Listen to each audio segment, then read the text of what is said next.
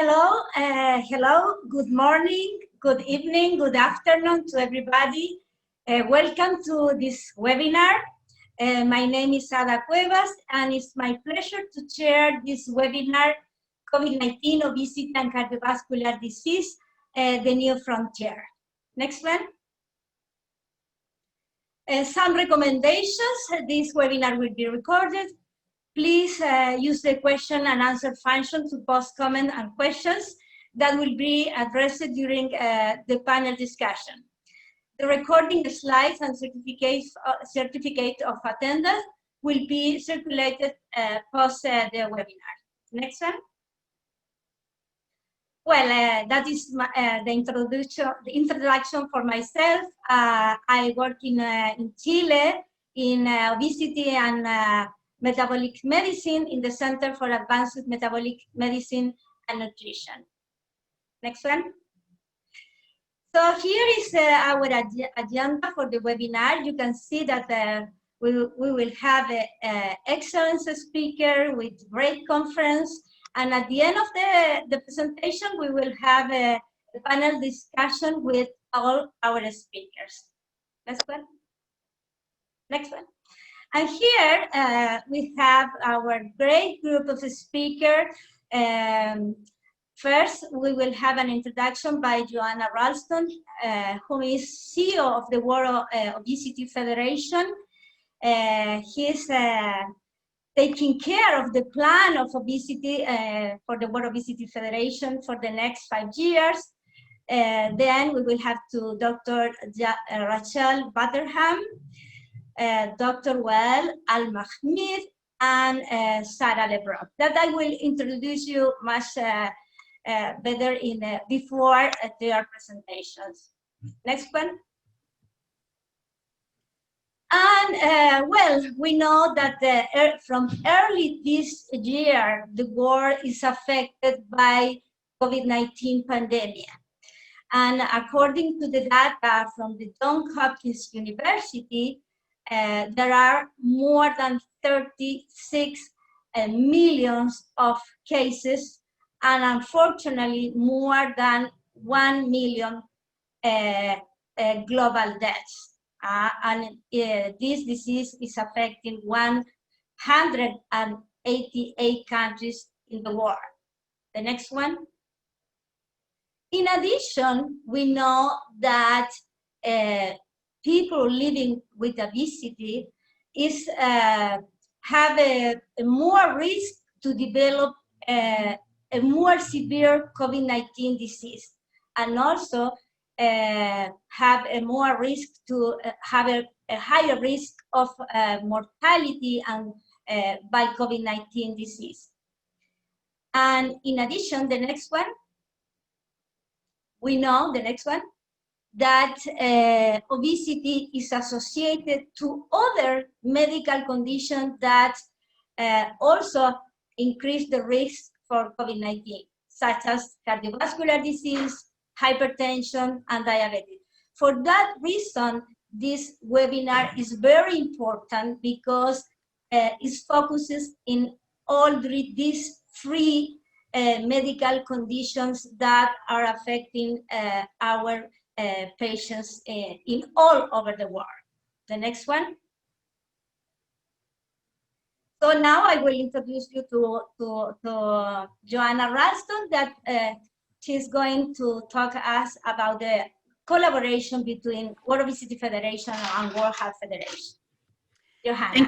Thank you very much, Ada. I'm Johanna Ralston, and I'm CEO of the World Obesity Federation, and it's an honor to be here today to introduce this webinar that reflects our collaboration with the World Heart Federation, which we embarked on late last year, and which is really exciting because it's very much in our shared interest to coordinate efforts, given the fact that both cardiovascular disease and obesity are perhaps two of the most pressing public health issues in the world, and driving a very significant proportion of mortality, particularly premature mortality, around the world.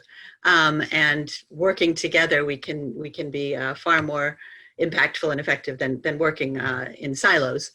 what we have learned since the collaboration started is that with the arrival of COVID and the pandemic, there's in fact all the more reason that we need to be working together to help protect those people all over the world who are affected by both obesity and cardiovascular disease, and as such at significantly increased risk for complications of COVID and indeed mortality from COVID. One of our findings, and one of the reasons that we wanted to work with the cardiology community in particular, was through research that we did last year, over the past couple of years, in a program called MAPS, where we assessed health systems in 60 countries. We really understood and had it confirmed through the data that many patients' first encounter with the health system for obesity-related issues is through cardiology, as well as primary care, as well as endocrinology, diabetes. But in particular, the cardiologist is often the first person who will see the person with obesity. There are a number of reasons for that. I think obesity has not necessarily been understood as a disease, and as such doesn't have kind of the specialist approach in many countries. There's been even bias against people with obesity that has led to tremendous barriers.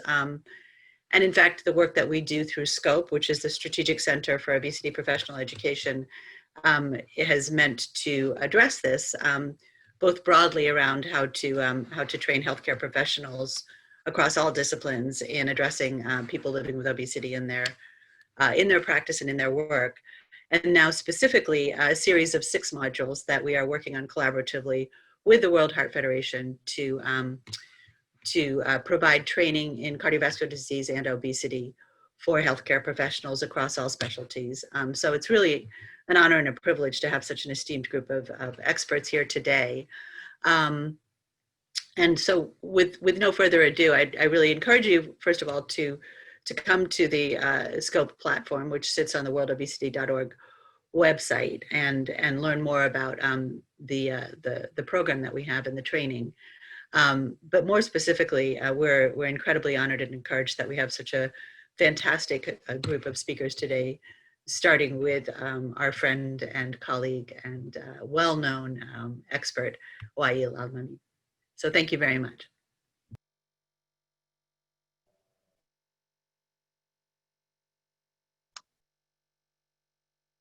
Okay, thank you very much. I'm sorry, Doctor, I want to introduce to Dr. Al Mamoud. He's consultant cardiologist in the Heart and Vascular Institute in Cleveland Clinic, Abu Dhabi. And he's going to talk about obesity and cardiovascular disease. Please, Dr. Al Mamoud. Thank you, Ada, and welcome everybody to this webinar on obesity, cardiovascular disease, and COVID-19. My role today is just to give you a short introduction in 10 minutes about obesity and cardiovascular disease. Next slide. So in the next 10 minutes, I'll try and cover quite a lot of ground. I won't be able to cover everything, but here are some of the things that we will be covering: the effect of obesity on cardiac structure and function, cardiovascular risk factors in obesity, dyslipidemia in obesity, metabolic syndrome, atrial fibrillation, heart failure, a few words on the obesity paradox, and then take-home messages. Next slide. So if we look at the effects of obesity, there are a number of ways obesity affects the heart. One of them is physiologically on cardiac performance. So it can increase blood volume, stroke volume, LV wall stress, pulmonary hypertension.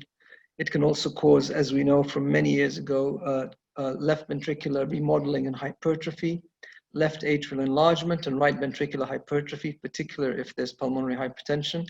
And then finally, we know that now it causes 2 types of dysfunction in the heart: diastolic dysfunction, or heart failure with preserved ejection fraction, and systolic dysfunction, as well as RV failure. Next slide, please. From the metabolic point of view, it can cause inflammation. Inflammation is one of the main reasons you get metabolic complications of obesity. Things like increased C-reactive protein, tumor necrosis factor, neurohormonal changes. We know that there's increased insulin resistance, leptin insensitivity, reduced adiponectin. There is sympathetic nervous activation, activation of the renal angiotensin system, cellular issues, hypertrophy, apoptosis, and fibrosis. Next slide, please. So this slide shows you basically the physiological changes that can be seen, particularly when you have excessive adipose accumulation. On the left side, you can see that excess obesity can lead to sleep apnea, which I'm not going to cover today, but this can lead to pulmonary hypertension and right ventricular enlargement and failure. And on the right side, it can affect the left side of the heart, where through hypertension, causing increased wall stress, left ventricular hypertrophy, and as I mentioned, heart failure with preserved ejection fraction or reduced ejection fraction. Next slide, please. If we look at what are the major risk factors that we see associated with obesity, and this is how a lot of patients present to our clinics and cardiology clinics, over half of overweight and obese patients have high blood pressure. And as you know, this is associated with the development of cardiovascular disease. This involves numerous mechanisms: increased insulin resistance, sodium retention, vascular reactivity, and sympathetic nervous system activation. And as I mentioned, there's also the structural changes, which is the increased LV mass and the concentric remodeling. Next slide, please. The second risk factor that we see patients for in the clinic is dyslipidemia or hyperlipidemia. Basically, we see elevations in the LDL cholesterol and the total cholesterol of these patients. These patients have very low levels of HDL. This is very common in our part of the world and in Asia, as well as elevated triglycerides. There's an increase in the pro-inflammatory cytokines, so there's reduction in the lipoprotein lipase, and there is an increase in the small, dense LDL. Next slide, please. Metabolic syndrome, as you all know, is also related to obesity, and this is defined as 2 out of the 6 key components: the abdominal obesity, the dyslipidemia, hypertension, the insulin resistance, the pro-inflammatory state, and the pro-thrombotic state. And numerous studies have shown the association of the metabolic syndrome with cardiovascular disease mortality. Now, there is a group of patients known as the metabolically healthy obesity. I will not be covering this today, but this group of patients and its relationship to cardiovascular disease is quite controversial. Next slide. Atrial fibrillation is a recent complication that we've started to notice in obese patients. And one of the increase in the atrial fibrillation prevalence around the world has been due to several factors, one of them being obesity and also sleep apnea. A meta-analysis showed that 49% increase of atrial fibrillation in the development of patients with obesity. Next slide, please. Heart failure. The physician's health study showed that overweight and obese patients had an increased risk of heart failure. The Framingham study, which you all know about, showed that every kilogram per meter square increase in BMI increased the risk of heart failure. Now, those with metabolic syndrome are also at increased risk compared to those who are metabolically healthy. And it's been known that obesity leads to the accumulation, inflammation of the epicardial adipose tissue. Next slide. This is important, this issue of epicardial maladaptive adipose tissue has led to the pathogenesis of heart failure with preserved ejection fraction, coronary artery disease, and atrial fibrillation. The maladaptive accumulation and disordered biology of the epicardial adipocytes influences the underlying coronary vessels, the atria, and the ventricular muscle, causing plaque instability, enhancing fibrosis, and thus impairing the electrophysiological properties and distensibility of the myocardium. Next slide.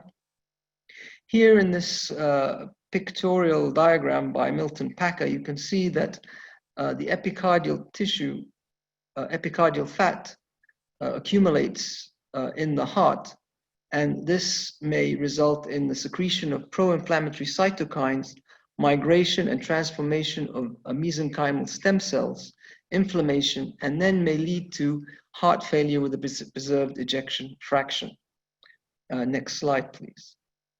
So this same pathophysiology of epicardial fat accumulation and inflammation can lead to atherosclerosis, atrial dysfunction and arrhythmias, and heart failure with preserved ejection fraction. Next slide, please.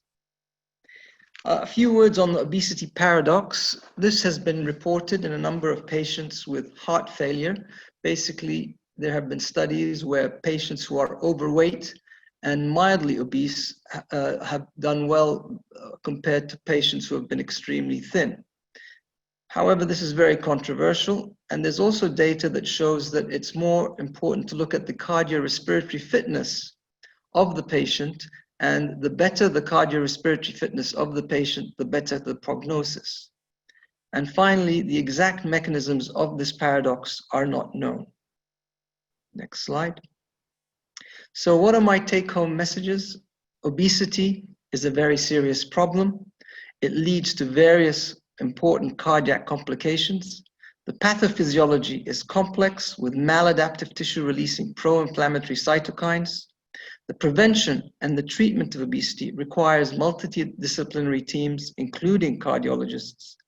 And finally, as you're going to hear from our colleague in the next session, obesity is a risk factor for worse outcomes in COVID-19. Thank you.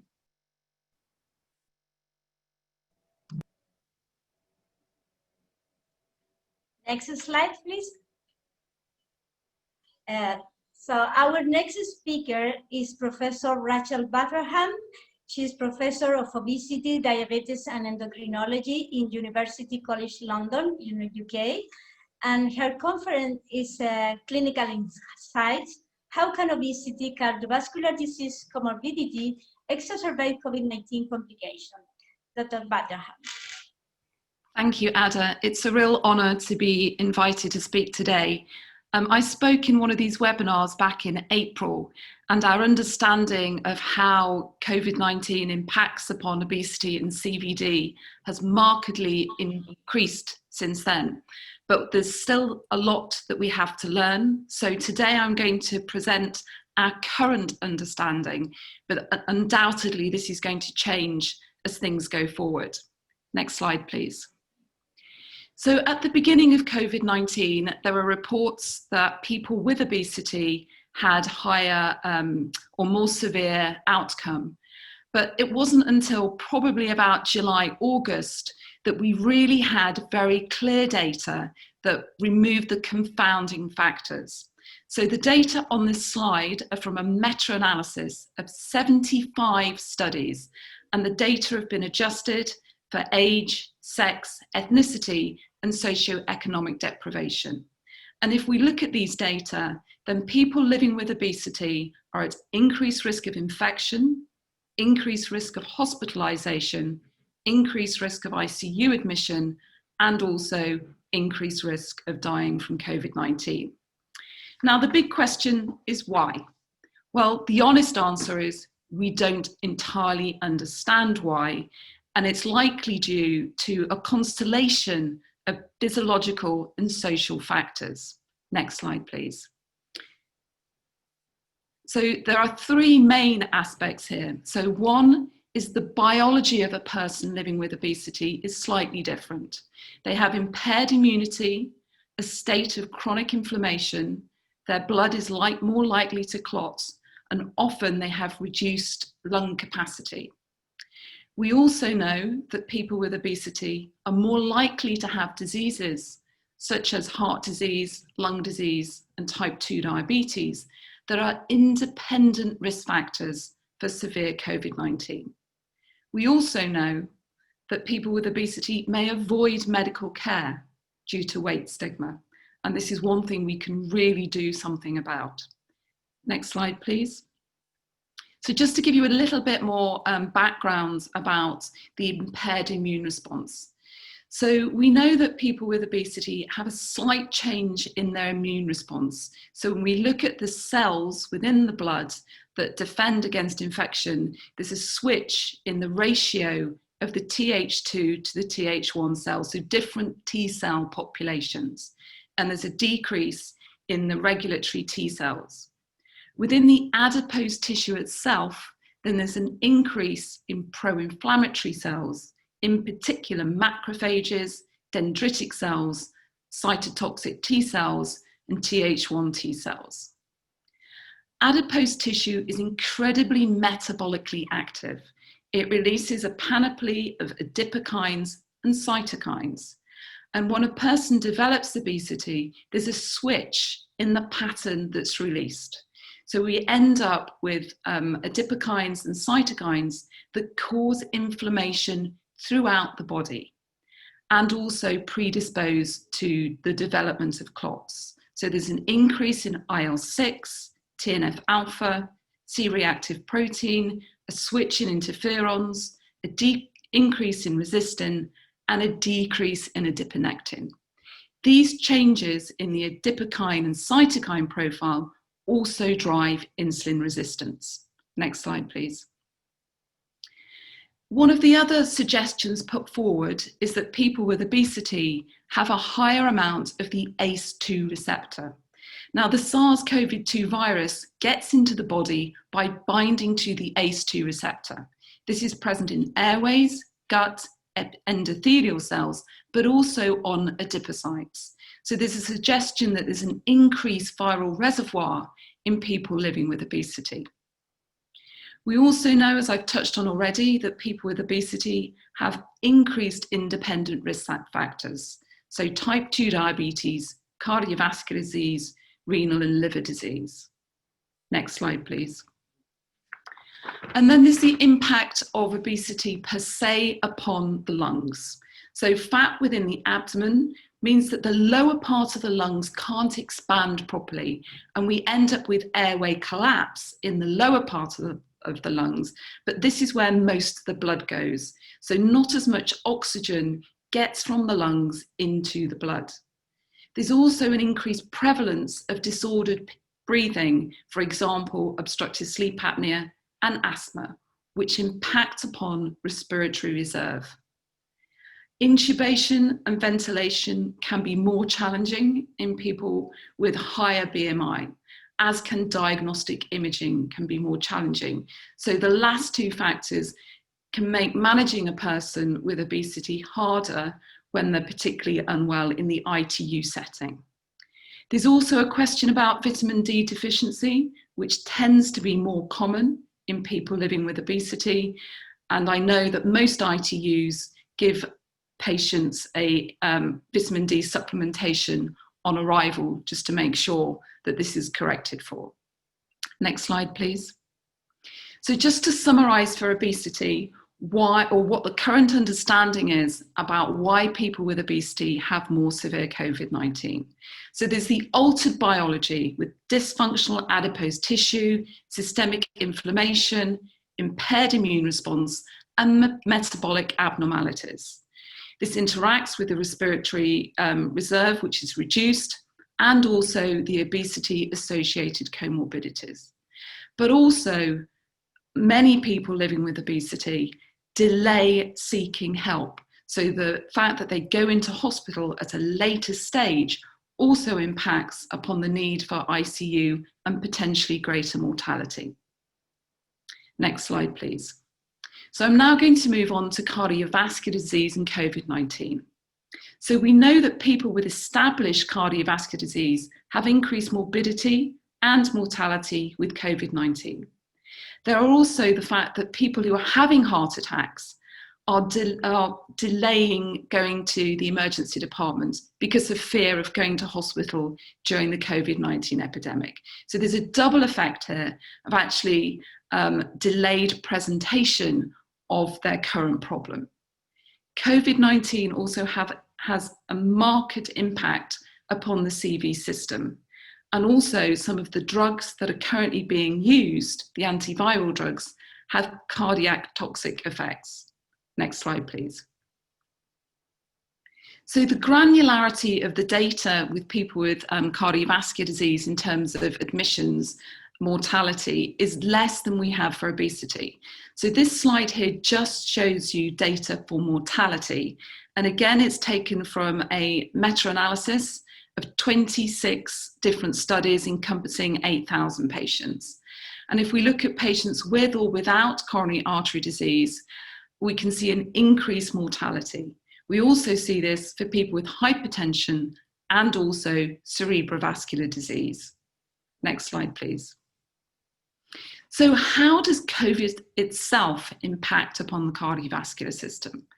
Well, we know that COVID-19 causes acute myocarditis and with ischemia, and there's evidence of myocardial injury with an increase in TROP-T or TROP-I, and this is associated with increased mortality. We also know that many patients are presenting with arrhythmias, either supraventricular or ventricular arrhythmias.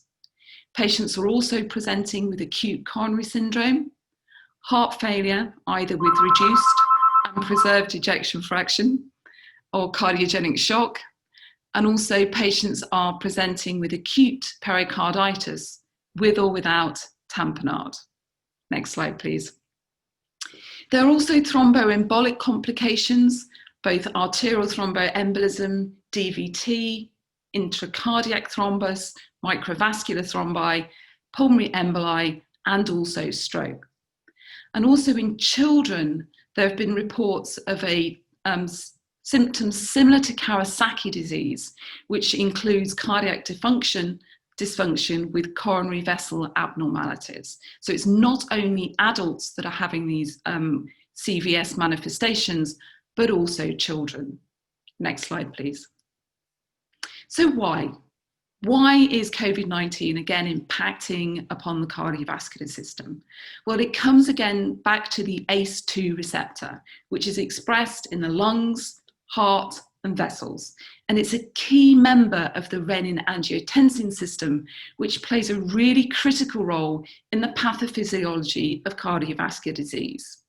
So when a person develops new cardiovascular disease, this could be primary, due to the virus itself attacking the heart or the blood vessels, or secondary to lung injury, which then markedly increases the cardiac workload and exacerbates any underlying problems that the patient already has.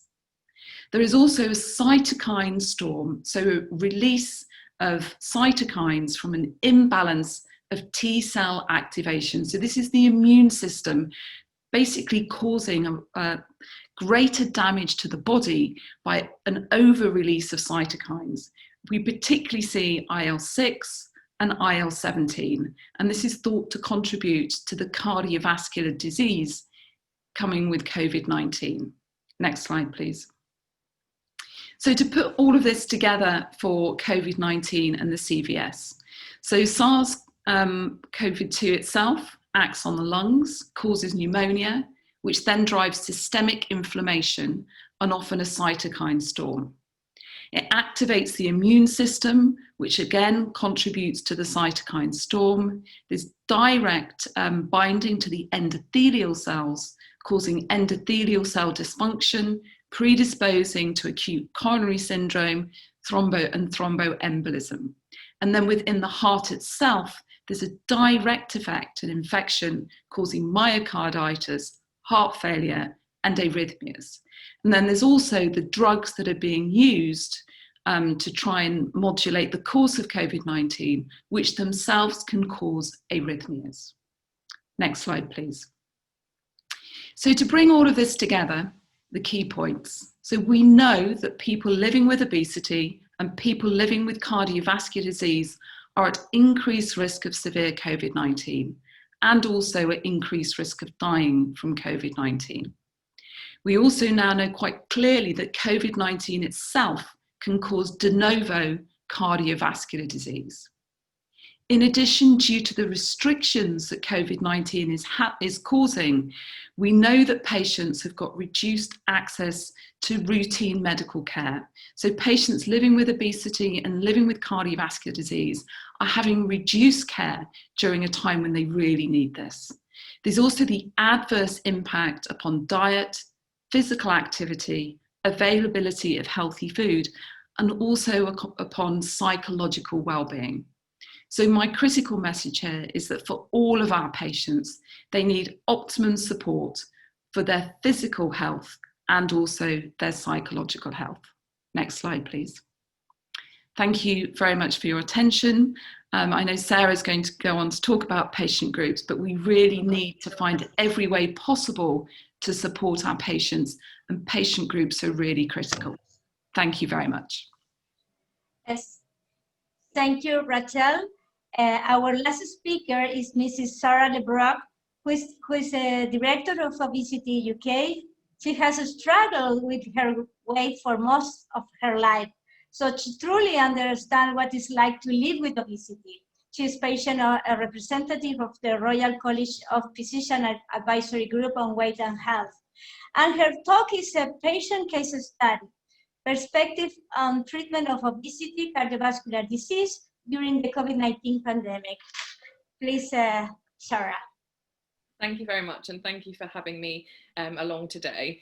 Next slide, please. I'm going to just have a little talk about what living with obesity is actually like for someone kind of who's lived that way for most of my life. So I'm just going to give you a bit of an insight into kind of me and how I've come to the role that I have where I now work with Obesity UK. So I've spent kind of most of my life hating myself and hating the way that I looked, and really kind of struggling with my weight. And this, I think, you know, is compounded by the fact that society makes us think that being larger bodied is not acceptable. And something I'm very passionate about is that we really need to change this narrative, because ultimately, just because we're in a bigger body doesn't mean that we are, it doesn't mean that it's a bad thing. And I think we need to kind of really work on changing that narrative. And for me, what was quite impactful was finding this photo a couple of years ago. I'm, I don't know, age 12, 13 in this photo.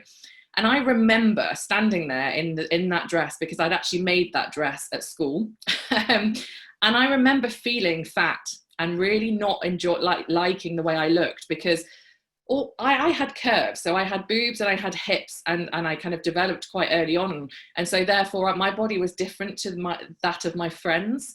And, you know, I really didn't like my body. And I look back now and just think, gosh, I wish I'd embraced those curves. I wish I'd embraced who I was and kind of loved myself, because if I didn't, you know, if I would have done that, I wouldn't be where I was now, which was then embarking on diet after diet, trying to lose weight constantly, not enjoying or loving who I was, and kind of losing weight and then putting it back on again, kind of time and time again. You know, I just wish I'd embraced kind of who I was and just accepted the fact that I had curves at that age. Next slide, please. So some people kind of know kind of my journey, but not everyone does. So, you know, when people say to me, you know, living with obesity, it's just about eating less and moving more, I can really kind of tell people that I've done that. So 6.5 years or 6 years ago, I lost 8.5 stone on a weight loss TV show. And I really thought that was the answer. This was back before I really understood obesity. So there's me kind of circled in the red before the show, and that's me at the end. So you would think, you know, that's it. I've done it. I've cracked it. I've lost the weight. Next slide, please. And during that time, I went from being someone who did no exercise at all to completing an Olympic distance triathlon. So there's just some visuals, obviously, of that. And also kind of finding that I was actually very strong and being able to lift, I think my PB is a 100 kilogram deadlift. And this was all kind of, you know, what society wants us to do. You know, they want us to eat less and exercise more. It's all about doing exercise. It's about this and that's it. That's what you need to do. Next slide, please. But after the show, that's where I kind of got involved with Obesity UK. But what I realized was losing weight was not the answer at all, because although I'd lost 8.5 stone, I still didn't like the way I looked. So psychologically, it hadn't changed that feeling of kind of, you know, loving who I was. That still wasn't there. And I still wanted to lose more weight. I was kind of like, you know, I want to be thinner. I want to look like that Instagram model. You know, I was still kind of striving for that, you know, what we think is perfection. But over the time, I continued to train really hard and eat well. And I carried on and did more Olympic triathlons. I used to run 10K all the time. It was, you know, I'd really kind of embraced exercise into my life. But during that time, my weight started creeping back on. And I couldn't understand why. You know, I thought, well, I'm doing what everyone's told me I need to do. I'm eating less, I'm moving more. So why am I putting weight back on? And this was some of the darkest times of my life, really, because I felt like a failure. You know, I felt like I've put myself out there, I've lost all this weight, I've really thrown myself into exercise, but I'm putting weight back on. And, you know, how has this happened, and why is it happening, and what am I doing wrong? You know, ultimately thinking that this was all down to me. My GP wasn't very helpful. They kind of said there was nothing they could offer me or support me with. And there were times where I literally felt like I didn't want to be here anymore, because I just thought, well, if this is life, that I cannot control my weight and I can't do anything about it, then I just don't want to be here anymore. And I look back now and I'm horrified that I felt like that. But I think it's actually something that people living with obesity, you know, do feel, because they feel like, you know, it's our fault and we shouldn't be this way, and living in a bigger body is such a bad thing. Next slide, please. So my background is science. So my head is always on wanting to understand why. So I started thinking, you know, in these dark times when I was kind of going, right, you know, what is happening here? I have to understand this. I can't just accept that this is just my fault. So I started kind of researching, looking at clinical papers, trying to understand the science behind the obesity. And what I found out is, and I'm sure a lot of you are already aware of this, but is that obesity is very extremely complex. It's absolutely not a case of eating less and moving more. And there are so many more factors at play in this. And when we look at the Foresight report from 2007, that determined that there was over 100 different factors as to why someone lives with obesity. So it really isn't a case of just eat less, move more. Next slide, please. And we now know, obviously, that obesity is a complex chronic condition involving genetics, physiological, psychological, social, and nutritional factors, just to name a few. And understanding this for me was such a light bulb moment. It was kind of, you know, this realization that it isn't just my fault, and that actually there's lots of different things at play here. It kind of made me become a little bit more at peace with myself, because I finally realized that actually blaming myself wasn't actually achieving anything. And when I understood that actually, you know, the way my body is functioning is not just down to things that I'm doing, it kind of really made me feel, yeah, more at peace and more understanding. And this is what's driven me to do what I do today, because I think that realization and that blame that I think people living with obesity have, I really want that to change. I want society to understand that obesity is a disease, because that's what I believe. And I really want the UK government to recognise this. And I really want people living with obesity to be kinder to themselves and to understand that this isn't their fault. There are lots of factors at play here. And we need to be more empathetic, and we need society to stop thinking that it's just about eat less, move more, because we couldn't be more wrong. The answer is, you know, it's not that simple, and nobody chooses to live with obesity. So again, this is a messaging where people think that people just sit at home and just eat and, you know, don't want to exercise. And absolutely that is not the case. So I just think we need to think very much, you know, change that narrative around obesity. It's not eat less, move more, and be more empathetic to people living in bigger bodies, because, you know, it's not their fault. There's more reasons to this. And I think during the COVID situation, you know, it has kind of highlighted it even more how important we need to be empathetic to people, because when the data started coming out around COVID being, obviously, like Rachel's just talked about the fact that people living with obesity are at higher risk of having more severe consequences of COVID and potentially dying. You know, that has caused huge anxiety amongst people living with obesity. And at Obesity UK, our members have been sharing that with us on a daily basis, you know, asking what they should be doing. Should they be going out? Should they be mixing? You know, a lot more has been going on. Oh, can you still hear me?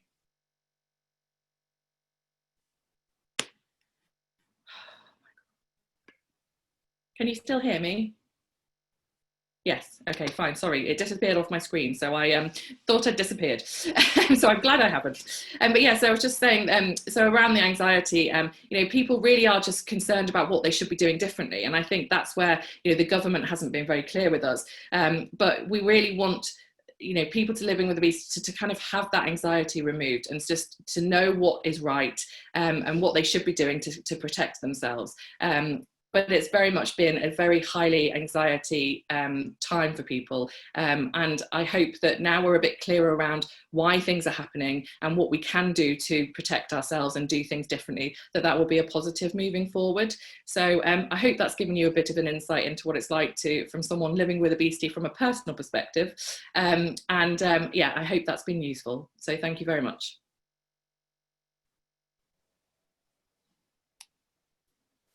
So now we will continue with the panel discussions.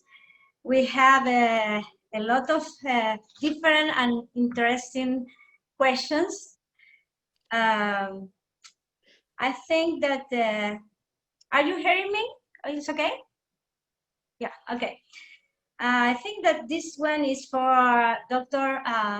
Mamoud, also for Rachel probably. There are two questions about the concept of metabolically healthy obesity. Some delegates ask if this concept is still used, and if people with metabolically healthy obesity develop cardiovascular disease. Yeah, I think I'm going to leave that for Rachel. Unfortunately, when you look at the literature on cardiovascular disease and obesity, you get more data and more papers on these controversial things than the non-controversial things. And one of them was the metabolically healthy. So I'll leave that to Rachel. Thank you. In a really large study of people who were classified as metabolically healthy, if you follow them up for 5 years, then they have a marked increase of cardiovascular disease. So whereas at that particular time, they might be metabolically healthy, we know that they are at really increased risk. So I would argue that we should actually intervene at that stage to prevent them developing cardiovascular disease. But part of the problem here is BMI, because we use BMI to define obesity. And we know that people with lower BMI also have a great risk, and also people with a higher BMI are at lower risk. So it's all about getting smarter about looking at the health of the person and not just using BMI as the determinant. So another question that is something related, and now it's for Dr. Mamoud. Mamoud is about the obesity paradox. There are a couple of questions about that. And some delegate ask if could be possible some difference in the quality of the epicardial fat instead in the quantity of fat. And also there are some questions regarding if, and some researchers hypothesize that obesity paradox is just an artifact. Yeah. So what is your opinion about that? Yes, again, it's very, very controversial, this issue of obesity paradox. Unfortunately, a lot of literature out there on this. It's, like I said, it's those patients who are slightly overweight and the first stage of obesity that has been shown to have the obesity paradox. But when you start getting into the much bigger BMIs and the much heavier weights, that protection disappears. The other thing is, as one of the questioners had pointed out, it's maybe not due to the fact that there's an obesity paradox, but a lot of patients with heart failure who are very thin, the fact that they become thin may be because just a reflection of the worsening heart failure and the less absorption from the stomach because of the heart failure. So again, it is very controversial, and I don't think it's really a protective thing. Now I will ask to Sarah. After this pandemic, do you think that the perspective or view of people living with obesity will change? in our society, in our health care professionals? Do you think that we will have some change, positive change? I hope so. Yeah, thank you for the question. Yeah, it's one of the things that I think if we can take any positive from the pandemic, one of the things in the UK definitely is that obesity has kind of been raised up the kind of agenda from the government's perspective. So, I really hope that as a result of that, what that will mean is that there will be more access to services for patients moving forward, so that, because currently in the UK it's very kind of sporadic and hit and miss. So I really hope that people living with obesity will get more access to treatments, more access to services, and actually see that as a real positive. So yes, I really hope that there will be a change. It will be a huge disappointment if it doesn't, because I think we've seen some world leaders now with Boris Johnson and now obviously Trump getting COVID and having the seeing the impacts on them, and I just really hope that they will translate that into supporting people that are at higher risk in the countries and actually do something about supporting them moving forward. So yes, fingers crossed that I am hopeful that we will see positive changes. Thanks. Now I have two delegates that ask similar questions, probably for Rachel and well, is about if there is some evidence of a better response in people living with obesity that are taking ACE2 inhibitors, and I will add about statins previously used regarding the evolution of COVID-19 in people living with obesity. At the European Society meeting a month ago, there was a study from South America, I think it was from Brazil, that showed that they randomized patients to ACE inhibitors and no ACE inhibitors, and those patients with COVID and hypertension and those that were on the ACE inhibitors did better. So I think it's very clear that those patients who are currently on ACE inhibitors should continue their ACE inhibitors for their high blood pressure. And about statins, do you have some information? The previous use of statins? There is some data. There is some data showing that the use of statins obviously is better that those patients who are on statins do better than those patients who are not. And I'm not sure exactly of the pathophysiology of this, but obviously if you're on a statin, it protects you from myocardial infarction and acute coronary syndromes. So it may help a reduction of the inflammation in the coronary arteries. There are also some questions about nutrition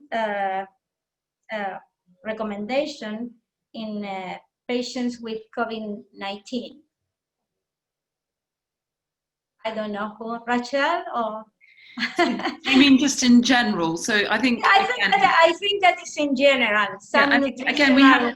I think we have to be very careful again, because everybody is in a tricky situation. So trying to get people to actively lose weight at the moment, I think is quite tricky. Making sure that people have access to a healthy diet if they can, encouraging physical activity, even if it's at home, I think is really important for health. But specific diet, just a normal healthy diet is what I'd be recommending. There's lots of different theories about things that might protect, but I wouldn't like to say that any of them have any hard scientific evidence. Yeah, I'm agree.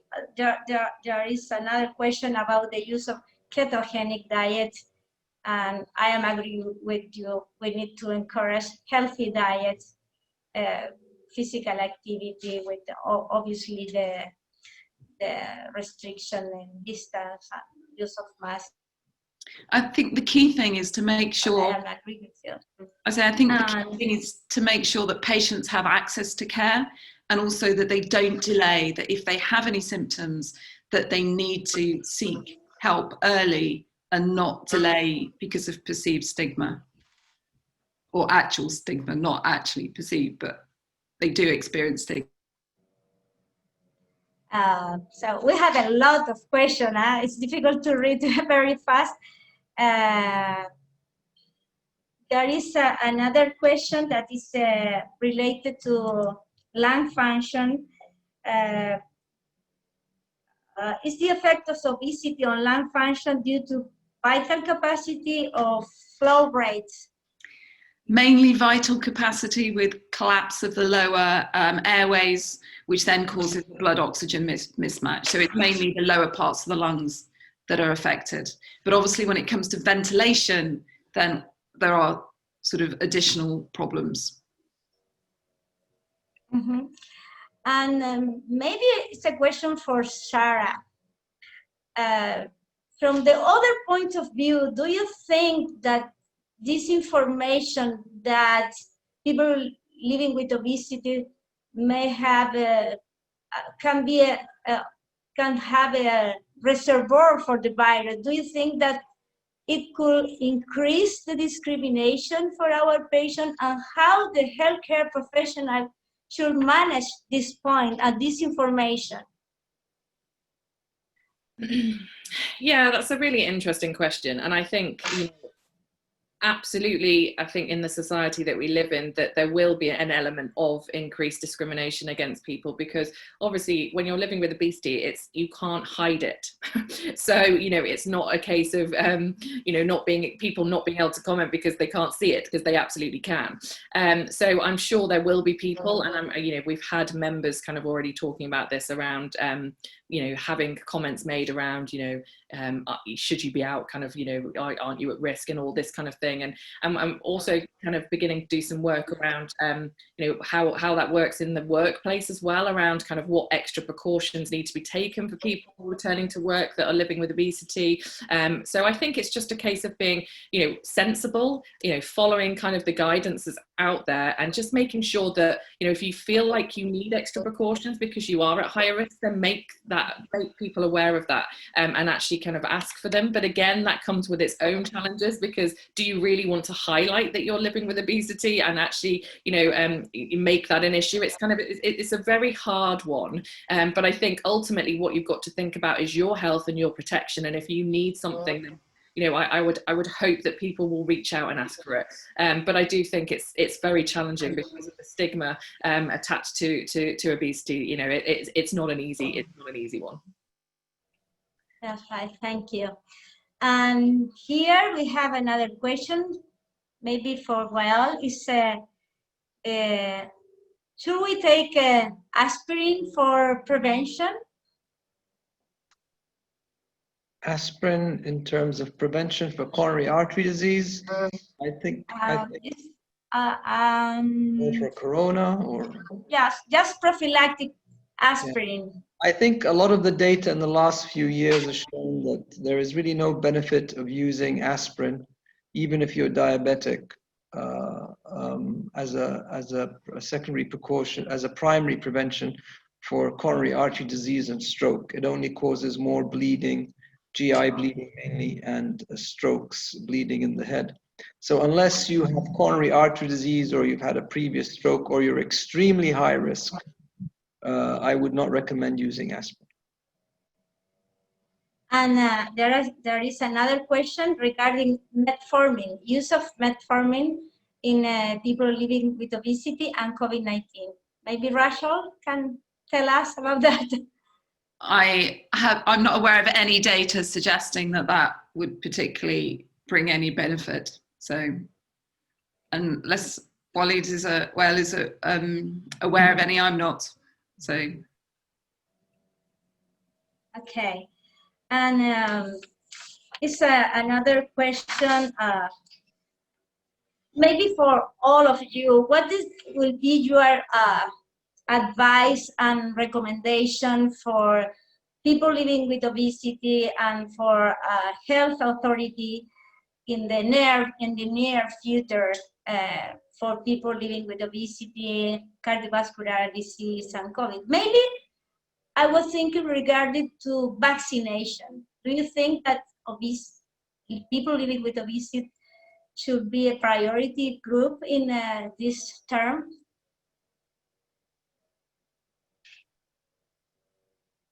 I won't cover the vaccination issue, but I can say that definitely, as Rachel showed, a lot of people have had initially during March and April, stopped coming to hospital, and a number of people stopped their medications, didn't get their blood tests as usual, and we saw a 30% reduction in heart attacks coming to hospital. So we assumed that these patients were not getting treated and dying at home. So I think people who have chronic diseases and who are obese and have chronic diseases such as diabetes and hypertension and coronary artery disease should continue to see their physicians regularly, or should continue to go to hospital. In my opinion, the hospitals, well, anyway, in the Emirates here, the hospitals have been very safe in terms of for patients. Social distancing and masks and sanitizers are everywhere. So it's very safe for patients to come for their regular checkups at hospitals. But even if they can't, and they can. Sarah, what is your thanks? And Sarah, what is your point of view as patients? And you are. I think Rachel touched on it in her presentation as well. As I think, you know, people living with obesity have huge stigma around going to see their healthcare professionals generally. So we do find that people, you know, don't want to go and see their healthcare professionals because they're scared of what they will say, or, you know, that those kind of, and I think that has just basically been exacerbated during this time.